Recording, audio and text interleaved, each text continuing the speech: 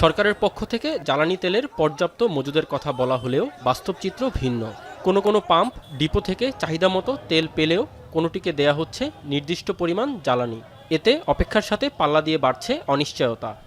কোথাও ঘটছে হাতাহাতির মতো ঘটনা। রাজধানীর বেশ কয়েকটি পাম্প ঘুরে যানবাহনের দীর্ঘ সারি দেখা গেছে।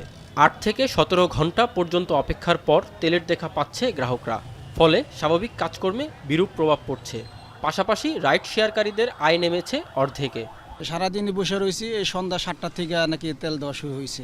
কালকাও এরকম রাত 11টা পর্যন্ত বসেছিলাম, পানি পাই নাই, পরে চলে গেছি।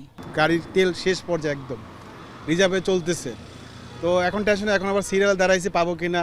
সরকার তাহলে বলুক যে তেল নাই, এই যে বলতেছে 2 মাসের মজুদ আছে, কোথায় মজুদ আছে সরকারই জানে।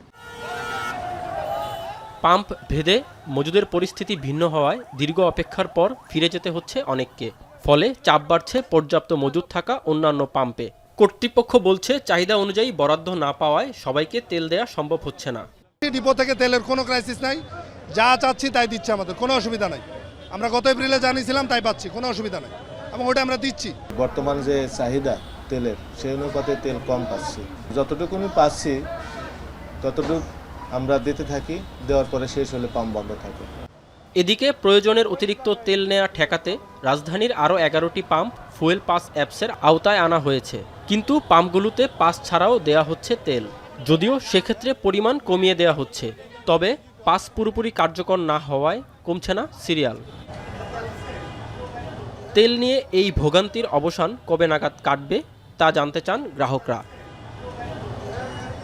রাজীব হোসেন, এখন, ঢাকা। নায়াসিনামাইড ও স্যালিসাইলিক সমৃদ্ধ লিলি ফেস ওয়াশ যা ফেসের ডেড স্কিন সেল দূর করে দেয় দ্বিগুণ ফাস্টার ব্রাইটেনিং।